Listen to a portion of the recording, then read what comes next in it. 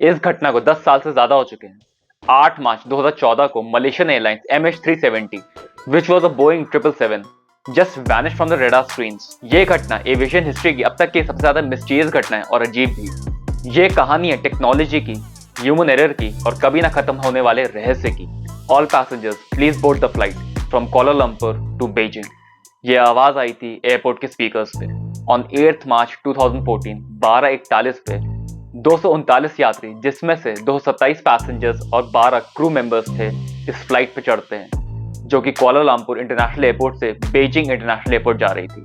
Plane के take off होने के बाद सब कुछ नॉर्मल था, उसमें कोई भी इश्यूज नहीं थे।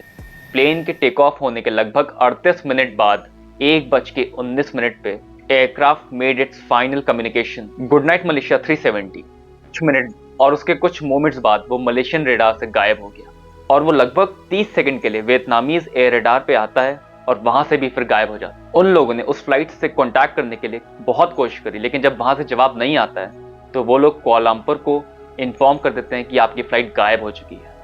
अगले दिन सुबह इस फ्लाइट को साउथ चाइना सी में ढूंढने की कोशिश की जाती है।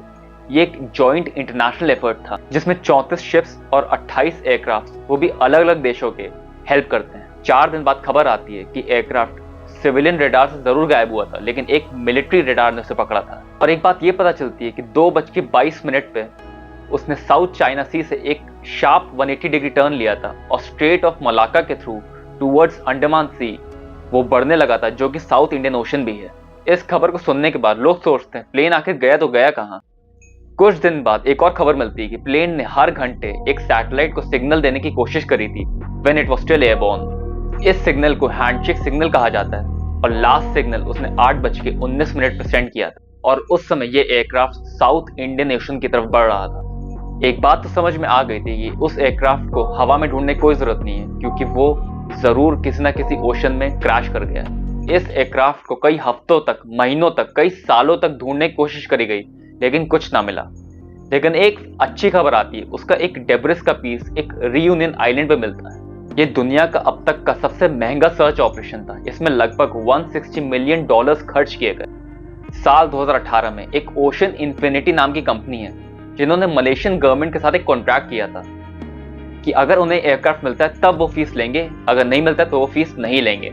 No fine no fees.